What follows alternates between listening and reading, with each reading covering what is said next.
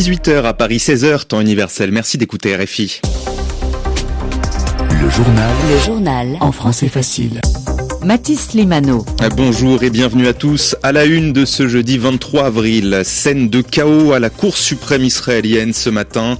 Des militants de droite ont fait irruption en plein débat pour lancer une enquête indépendante, enquête sur les responsabilités lors de l'attaque terroriste du 7 octobre, celle du Premier ministre notamment. Explication à suivre. Les Israéliens qui retrouvent aujourd'hui les Libanais aux États-Unis, reprise des négociations pour arrêter la guerre entre l'État hébreu et le Hezbollah. Des discussions que dénonce le mouvement chiite. Il refuse de déposer les armes. Dans l'actualité également, la France et les conditions de travail des livreurs. Plus de 60 heures par semaine pour un salaire en dessous du minimum légal. Une plainte pour traite d'êtres humains est ouverte contre plusieurs plateformes de livraison de repas. Et puis fin de saison pour Yamin Lamal. L'attaquant barcelonais blessé hier à la cuisse espère tout de même qu'il pourra disputer la Coupe du Monde avec l'Espagne. RFI. Que s'est-il passé ce matin à la Cour suprême israélienne alors que les juges examinaient des recours visant à créer une commission d'enquête indépendante sur les attaques terroristes du 7 octobre, commission que refuse de voir naître le Premier ministre Benjamin Netanyahou, que l'opposition tient en partie pour responsable? Eh bien, l'audience a viré au chaos, Michel Paul. C'est une image sans précédent qui illustre la fracture du pays. Les juges de la Cour suprême évacués en urgence vers leur bureau. L'audience a dû être suspendue après l'irruption de militants de droite tentant de forcer l'entrée du prétoire. À l'extérieur, des familles de victimes s'affrontent, les unes exigeant la vérité, les autres dénonçant un procès politique en pleine guerre. Au cœur du débat juridique, le refus de Benjamin Netanyahou de créer une commission d'enquête d'État, la seule instance dont les membres sont nommés par les juges, garantissant ainsi leur indépendance. Le gouvernement, lui, veut garder la main en proposant une commission parlementaire ou un mécanisme dont il choisirait les enquêteurs. Pour les requérants et l'opposition, c'est une manœuvre pour éviter d'assumer les défaillances du 7 octobre. Face aux magistrats, l'avocat du gouvernement a jeté un froid en affirmant qu'aucune enquête ne devrait débuter tant que la victoire totale n'est pas acquise. Une bombe pour la Cour qui doit maintenant décider si elle peut contraindre un Premier ministre à rendre des comptes avant même le retour aux urnes. Michel Paul, Jérusalem, RFI. Des revendications opposées, mais un objectif commun, le retour de la paix. Israéliens et Libanais sont réunis aujourd'hui à Washington pour des négociations historiques. Beyrouth va exiger l'arrêt des destructions et le retrait de l'armée israélienne du Sud-Liban. Tel Aviv, le désarmement du Hezbollah. Des négociations rejetées par le mouvement chiite, grand absent des pourparlers. Et en parallèle de cette rencontre à Washington, les affrontements se poursuivent. Une journaliste d'un média du Hezbollah tué dans une frappe au sud-Liban où l'armée israélienne occupe toujours plusieurs régions. Hier, c'est un soldat français qui est mort des suites de ses blessures pris en embuscade ce week-end par des combattants du Hezbollah. Un second casque bleu était mort sur le coup. Un hommage lui a été rendu ce matin à Montauban dans le sud de la France. Cela porte à 5 le nombre de soldats des Nations Unies tués depuis le début du conflit, mais l'ONU n'envisage pas pour autant de se désengager, de quitter le sud-Liban à la fin de l'année comme prévu et travaille à maintenir sa présence. Jean-Pierre Lacroix est le secrétaire général adjoint des Nations Unies chargé des opérations de maintien de la paix. Écoutez-le. Nous travaillons actuellement sur toutes les options pour l'avenir. Nous prenons en compte les avis des autorités libanaises, qui sont le gouvernement hôte et donc nos principaux interlocuteurs.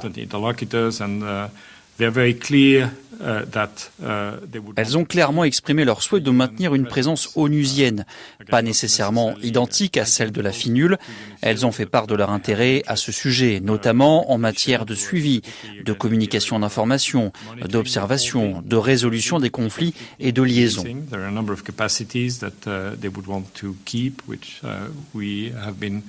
Elle souhaite conserver certaines capacités que nous fournissons, ou du moins auxquelles nous contribuons. Nous prenons en compte tous ces éléments dans les différentes options que nous préparons. Et pour aider le Liban et son million de personnes déplacées par les combats, Paris annonce aujourd'hui envoyer près de 10 tonnes d'aide humanitaire.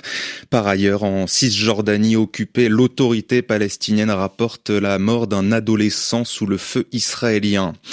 À chaque jour, ces menaces entre Donald Trump et Téhéran. Le président américain donne l'ordre à son armée de détruire les bateaux iraniens poseurs de mines dans le détroit d'Ormuz, un détroit sous contrôle total des États-Unis, affirme le président. La navigation est toujours quasi impossible, chaque camp imposant son propre blocus. Les Iraniens refusent toujours de reprendre des négociations sous la menace. Les dirigeants européens réunis à Chypre en sommet informel en présence de Volodymyr Zelensky, le président de l'Ukraine, ravi du déblocage d'un prêt européen de 90 milliards d'euros pour son pays. Il espère d'ailleurs un premier versement dans les 2 prochains mois et donne des nouvelles du front.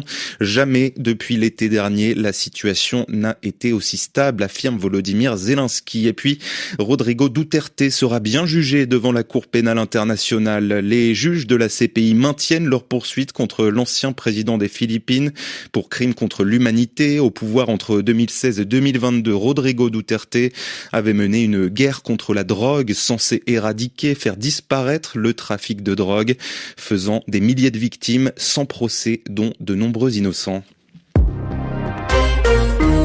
RFI 18h06 en France, les plateformes de livraison de repas Deliveroo et Uber Eats visées par une plainte pour traite d'êtres humains.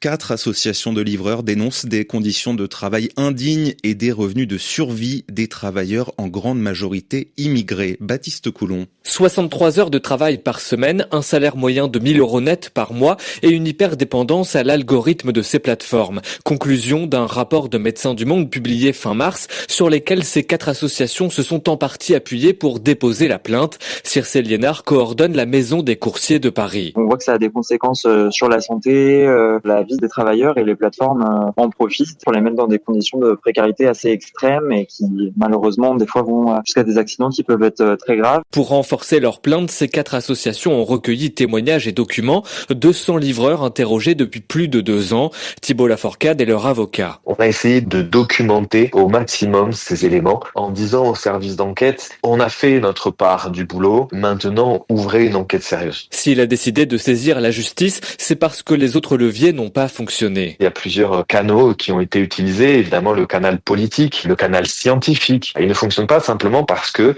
il y a une espèce d'acceptation du système dans tout ce qu'il peut produire. Et donc, par ces biais-là, pour l'instant, nous n'y arrivons pas. Celui de la justice peut enrayer ce cheminement un peu inexorable depuis plusieurs années. Avec cette démarche, l'avocat espère enclencher une dynamique à l'étranger où d'autres associations pourraient à terme déposer des plaintes similaires. Baptiste Coulon, Uber Eats assure dans un communiqué que cette plainte ne repose sur aucun fondement. Deliveroo, de son côté, conteste vigoureusement les intentions qui lui sont prêtées et rejette toute assimilation de son modèle à une situation de traite d'êtres humains. Retour au Vatican pour le pape Léon XIV après une tournée de 11 jours dans 4 pays africains, un périple placé sous le symbole de la justice et du droit, ponctué par des échanges musclés avec Donald Trump. Avant de s'envoler du continent, Léon XIV a célébré une messe géante au stade de Malabo, en Guinée équatoriale, messe qui a réuni 30 000 fidèles catholiques. Allez, du football, la pépite du FC Barcelone à l'arrêt jusqu'à la fin de la saison en championnat espagnol. Le jeune attaquant Lamine Yamal, blessé à la cuisse hier lors du match contre Celta Vigo, il va se lancer dans une course contre la montre pour disputer sa première Coupe du Monde cet été avec l'Espagne, dont le statut de favori dépend grandement de sa présence. 40e minute au Camp Nou, Lamine Yamal obtient un penalty, le transforme, mais quelques secondes plus tard, il se couche sur le dos en touchant sa cuisse gauche. Fin de match prématuré, puis fin de saison en club annoncée lorsque le Barça parle du biceps fémoral touché, et c'est désormais toute l'Espagne qui s'inquiète, car le jeune prodige n'a jamais autant mérité son qualificatif que ces derniers mois. Si les Catalans abordent le sprint final en Liga avec 9 points d'avance sur le Real Madrid, ils le doivent largement à leur buteur en série, 24 réalisations, 20 passes décisives, toutes compétitions confondues, et ses compteurs ont particulièrement grimpé depuis le mois de janvier. Le voir ainsi au repos forcé est non seulement ennuyeux pour les Blaugranas, mais également embêtant pour Luis de la Fuente, le sélectionneur espagnol, à moins de 2 mois du premier match de groupe en Coupe du Monde contre le Cap-Vert. La liste des cadres de la Roja en phase de rééducation ou en manque de rythme est déjà suffisamment longue pour ne pas y ajouter l'éventuelle perte de son atout-maître. Yamal lui-même vivrait mal cette absence du mondial, lui qui en rêve après son sacre européen en 2024. Et c'était Christophe Diremzian pour cette présence donc pas encore assurée de Lamine Yamal à la Coupe du Monde 2026. Il est 18h10 à Paris.